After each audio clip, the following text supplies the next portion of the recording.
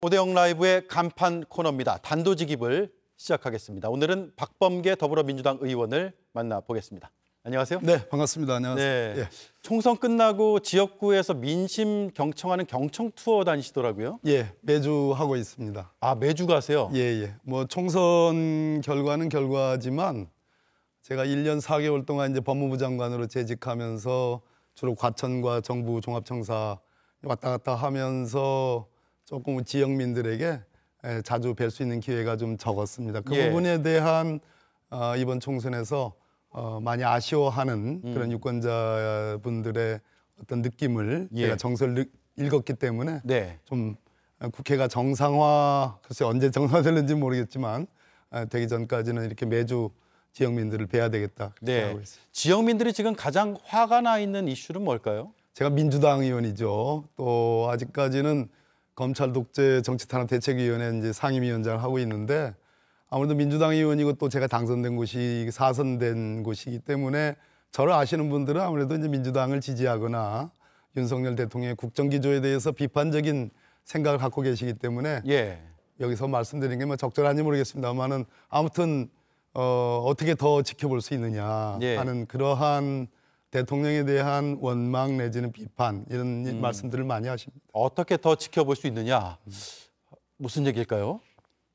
우리 오대영 앵커께서 이해가 안 되시면 안 되는데 대통령의 국정에 지금 아마 총선 뒤에 제가 쭉 오늘 이제 출연을 위해서 살펴보니까 하신 일이 제 기억으로는 이재명 대표께 놀래가지고 전화하셔가지고 만나자, 자주 만나자, 차도 마시고 자주 통화하자라고 했다가 갑자기 민정수석실을 부활하고 민정수석을 현임 지금 저 검찰총장보다 구기수 높은 정말 그 김주현 수석을 데려왔고 그 다음에 이제 김건희 여사 특검법 거부권 행사했고 갑자기 대왕고래 프로젝트가 대통령 말씀에서 나왔고 사람들이 굉장히 약간은 좀 의아한 약간 벙하는 그런 느낌이 있는 것이고 최근에 이제 저쪽에 우즈베키스탄인가요? 어디 지금 다녀오셨죠? 거기서 그 뭐 현대 로템이 이미 한국산 그 KTX 수출 문제가 다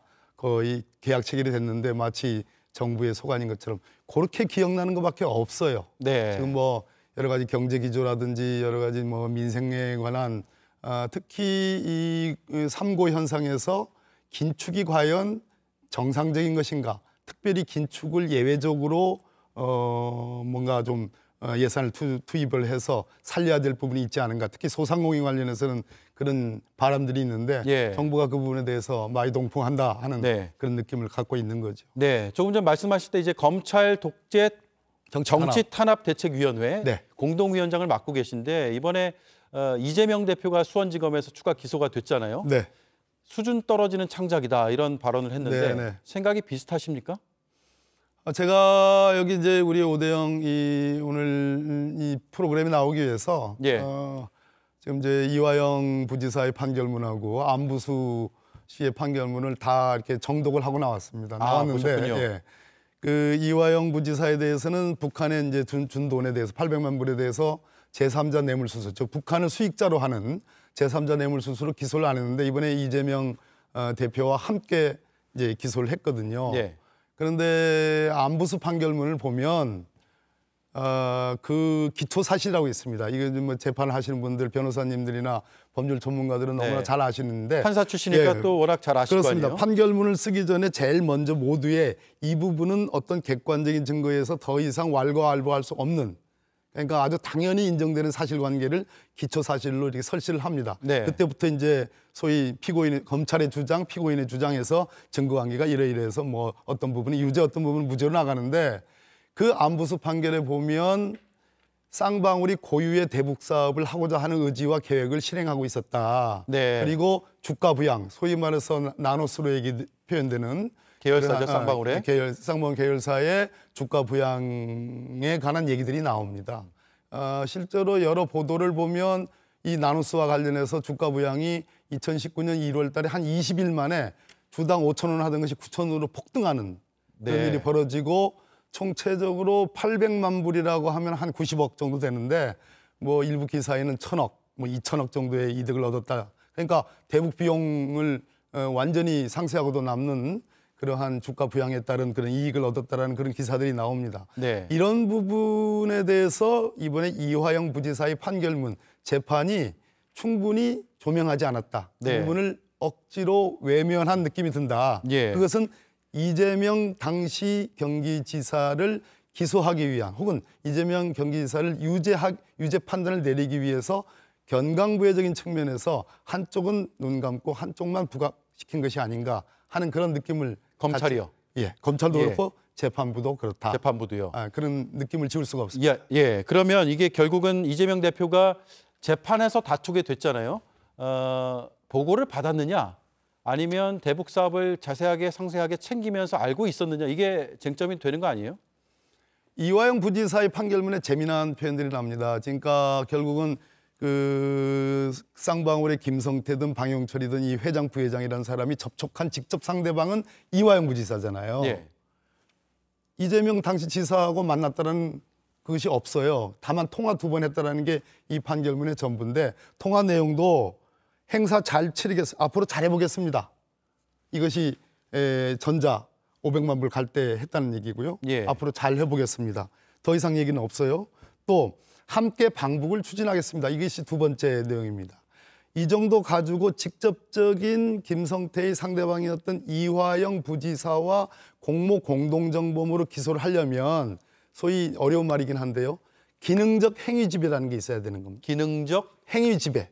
행위지배. 행위지배. 네. 즉 이재명 지사가 전체적으로 이 당시에 돈을 어떻게 만들고 쌍방울이 어떤 목적으로 만들었으며 어떤 과정과 경위를 통해서 북한으로 넘어갔고 그 돈의 최종 귀착점이 어떻게 됐고 그 결과로서 어떤 성과와 효과가 있었는지 그것이 소위 말해서 스마트팜 사업의 대북 비용이고 예. 혹은 이재명 지사의 방북 비용의 대납 성격을 갖고 있다면 향후에 그것이 어떻게 영향을 미쳤는지 등등에 대한 구체적인 설시가 이 이화영 판결문에 없습니다. 더 놀라운 사실은 이제 이화영 부지사가 이재명 지사에게 보고를 해야지 이 범죄가 성립 가능성이 있든 없든 얘기가 되지 않겠습니까? 네. 이 부분에 대해서 이화영 판결문의 재판장은 이것은 요증 사실, 즉 입증을 필요로 하는 사실이 이 사건의 쟁점이 아니기 때문에 그 판단을 피하겠다라고 하고 있습니다. 이걸 가지고 도하의 언론들이 또 집권 국민의힘 측 또 한동훈 전 비대위원장도 거기에 또 참전하신 것 같은데 이런 정도의 충분하지 않은 판결을 가지고 일방적으로 기소해라. 그래서 결국 기소했지 않습니까? 네. 그러면 이재명 대표 입장에서는 이것은 뭐 창작이니 또 애완견이라는 표현 가지고 지금 본질 외적인 그런 논쟁을 하는데 애완견이라는 표현에 제가 참전할 생각은 없지만 이 대표께서는 이 점에 대해서 수긍이 안 되는 거예요. 이 판결을 읽어보면 내가 이렇게 했던 행위들이 있나? 라는 점 첫째. 두 번째, 이런 행위를 했다면 소위 아까 말씀드린 기능적 행위 지배가 해서 내가 공범에 해당하나? 라는 최소한의 의문이라도 들어야 되는데 네. 그런 객관적으로 저 법률 전문가인 제가 봐도 이것이 설득력이 없다라는 생각을 갖게 되는 자, 그러면요. 재판부가 그렇게 판단을 피한다고 하더라도 법정에서 그 부분을 주장하면 되는 거 아닙니까? 그러니까 나는 보고받은 사실이 없다. 잘 알지 못했다라고 그걸 입증해서 주장하면 법원에서 받아들일 수 있는 거 아니에요? 주장하죠. 앞으로의 재판에서. 예, 주장하는데 물론 앞으로 이제 당연히 그거는 주장하고 그 부분에 대한 입증을 하겠죠. 검찰도 이 부분에 대해서 추가적인 입증을 하겠는데 전체적으로 현재까지 2년에 걸친 수사와 재판 단계를 보면 아까 말씀드린 것처럼 김성태의 과연 진짜 통화한 사실이 있는지조차도 의심스럽지만 네. 설사 그게 인정되더라도 잘해보겠습니다. 함께 반복을 추진하겠습니다라는 이 두 가지 통화 내용만 가지고 과연 공모 공동정범에 지배를 했다라고 할 수 있는 것인가 라는 점을 강조드립니다. 네. 앞서 이제 애완견 발언 먼저 꺼내셨습니다. 그 조금 전 토론할 때도 보니까 의견이 좀 갈려요. 이거 적절하지 않다. 아무리 그래도 그런 표현까지는 아니다. 혹은 원래 말하려던 취지가 이 표현으로 좀 가려지긴 했으나 합당한 취지의 발언을 했다라는 주장이 지금 엇갈리고 있거든요.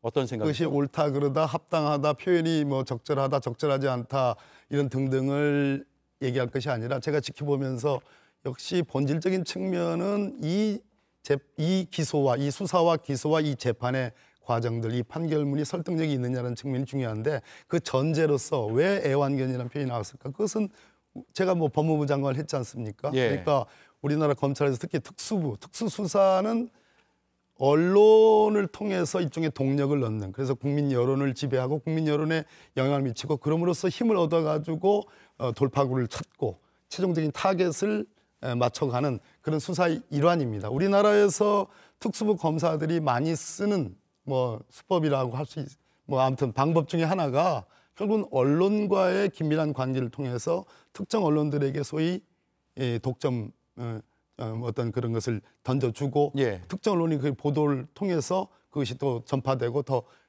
커지고 국민 여론이 움직이고 그것을 자양분 삼아서 소위 말해서 인권이 유린되고 탄압되고 여러 가지 왜곡된 수사의 결과 나중에 재판을 2년 3년 한 뒤에 무죄 나면 그때 사람들은 다 잊어버립니다. 네. 특수부 수사의 많은 사건들이 무죄율이 더 높다는 것도 이미 반증된 사실이거든요. 그런 측면에서 지금 언론과의 유착이라는 것, 소위 검찰 개혁의 핵심 중에 핵심은 사실은 엄밀하게 말하면 검찰을 수사기술 분리를 통해서 검찰에게도 견제와 균형의 원리를 도입하는 것도 중요하지만 더 하나 중요한 것은 뭐 우리 오대영 앵커께서는 사회부 법조기자 하셨는지 네. 모르겠습니다만은 사회부 법조와의 뭐 유착 관계가 전혀 없다고 얘기할 수 없는 것, 그런 측면은 얘기할 수 있는 거죠. 예, 알겠습니다. 김건희 여사의 명품백 수수 의혹에 대해서 네네네. 권익위가 판단을 내렸잖아요. 예. 많은 분들이 어떻게 저런 결정이 나왔을까라고 의구심을 제기하기도 하고요. 또 당 내에서는 아예 권익위 특검하자 이런 목소리가 나오거든요. 네네. 권익위는 사실은 과거 부방위, 부패방지위원회로 시작되는 여러 가지 역사가 있었고 소위 검찰의 수사권을 힘을 빼는 또는 검찰의 수사에 대한 일종의 견제 차원의 어떤 대시민 친화적인 그런 감시기구로서 옴부즈만 비슷한 제도 운영에 묘미가 있던 그런 기관이었습니다. 네. 뭐 소위 말해서 이제 참여정부, 노무현 정부나 문재인 정부 같이 민주당 정부가 아닌 이명박 정부에서도 이재호 권익위원장 같은 경우는 꽤 국민들에게 좋은 인상을 남기기도 했습니다. 네. 다 까먹었습니다. 그러네요. 그렇게 벌어놓던 점수를 다 까먹었어요. 권익위법에 의하면 이런 지금 참여연대가 이제 신고한 사안 아닙니까? 이런 신고 사항에 대해서 서면 조사를 철저하게 하게 돼 있고 당사자도 출석시켜서 소위 말 그대로 의견 진술을 말 그대로 조사를 할 수가 있어요. 네. 그런 거 전혀 없이 이 사안 자체가 외국인, 최 목사님이 외국인이라고 칩시다. 근데 이것이 소위 대통령이 외국에 순방 나갔을 때 상대국의 그 국가 원수로부터 받는 선물하고 비교할 수 있는 성질의 것이 아니잖아요. 예. 디올백이 그런 것이 아니잖아요. 금액이 30만 원이 아니잖아요. 300만 원이잖아요. 그러니까 국민들이 볼 때 이것은 법의 규정이 있고 없고를 떠나서 대통령이 직무 관련성과 관련해서 여기에 관여되어 있는지를 국민들이 의심의 눈으로 바라보고 있다는 거예요. 그럼 국민권익위라는 적어도 시민 친화적인 부패 방지 기구에서는 그 점에 대해서 8대 7이 아니라 8대 7이죠 아마. 맞아요. 윤석열 대통령에서 7대 8로 해가지고 적어도 이 부분은 조사가 필요한 부분이다 해야지만이 네. 이 기관의 역사성이 부합한다. 네. 근데 그런 거 다 빼놓고 이것이 외국인으로 받은 선물이다 하는 점에 대해서 국민들은 지금 놀라 자빠지고 있는 거예요. 네. 자, 지금 그래서 결국 검찰 수사가 이게 어떻게 되느냐, 그 결론이 나느냐까지 궁금증을 가지고 있는데 이원석 검찰총장은 뭐 원론적으로 들을 수도 있고 아니면 의지의 표명일 수도 있지만 그런 얘기를 했고 검찰 내부의 기류 좀 들으세요? 어떻습니까? 전혀 모른다고 할 수는 없지만 지금 검찰을 구성하는 2,150여 명이나 2,200여 명의 검사들의 생각은 사표도 많이 낼 뿐더러 도대체 앞으로 한국의 검찰이 지난 수십 년 동안 그래도 국민들로부터 여러 가지 무슨 뭐 그랜저 검사니 무슨 검사니 해가지고 뭐 소위 그런 그 부패 사건에 연루된 것을 부끄러워하면서도 나름 대한민국의 중추적 사정기관으로서 준사법기관으로서의 어떤 그런 자존심 같은 건 있었는데 네. 과연 이런 식으로 계속 자기 편은 봐주고 남의 편은 그냥 말고 2년 동안 마구 사정없이 정말 이렇게 탄압을 하는 이러한 수사기관이 과연 존립할 수 있을 것인가에 대한 네. 그런 자긍심이 우리 검사들에게 꽤 있습니다. 그런 상황에서 지금 이원석 검찰총장의 의지는 결국 그거 아니겠습니까? 검찰이라는 조직을 살리고 싶은 거예요. 그런데 그런 상황에서 지금 국민적 비난이 집대성되고 있는 김건희 여사에 대한 소환 조사 없이 네. 과연 이 사건을 마무리할 수 있느냐. 그것이 도이치모터스 주식 주가 조작 사건이고 지금 불거지고 있는 디올백 사건에 대해서 역시 마찬가지로 소환 조사 없이 이 사건을 그냥 또 권익위가 뭐 무혐의했다고 그래가지고 검찰은 원래 권익위 결정에 대해서 별로 개념치 않는 것이 전통적인 검찰의 입장입니다. 네. 그런 상황에서 검찰이 무혐의했다고 권익위가 무혐의했다고 검찰이 이제 손 털었어. 그런 건 대한민국에 검찰이 존재할 필요가 없는 거죠. 네. 그런 복합적인 감정들을 상하막론하고 저는 검사들이 갖고 있다고 생각합니다. 네. 자, 30초밖에 안 남았고요. 마지막 질문 드릴게요. 네. 한때는 윤석열 대통령하고 형님 동생으로 부르기도 했는데 이제는 그런 사이는 아니시죠. 지금 윤석열 대통령에게 조언 혹은 충고를 한마디 한다면 뭘 하실 생각입니까? 집권할 때 그 마음을 돌이켜보라고 하면 안 하겠습니다. 총선에서 정말 192석으로 야당한테 완전히 대패했을 때 정말 놀래가지고 전화했던 이재명 대표에게 전화했던 그 마음으로 한 번쯤 돌아가 보면 이 상황이 지금 원구성도 제대로 안 되고 네. 이 상황이 대통령이 보일 겁니다. 그거 보이지 않으면 정상이 아니죠. 네, 여기까지 해야 될 것 같습니다. 예. 자주 나와주시죠. 예, 감사합니다. 네, 고맙습니다. 예, 고맙습니다. 네, 지금까지 박범계 더불어민주당 의원이었습니다.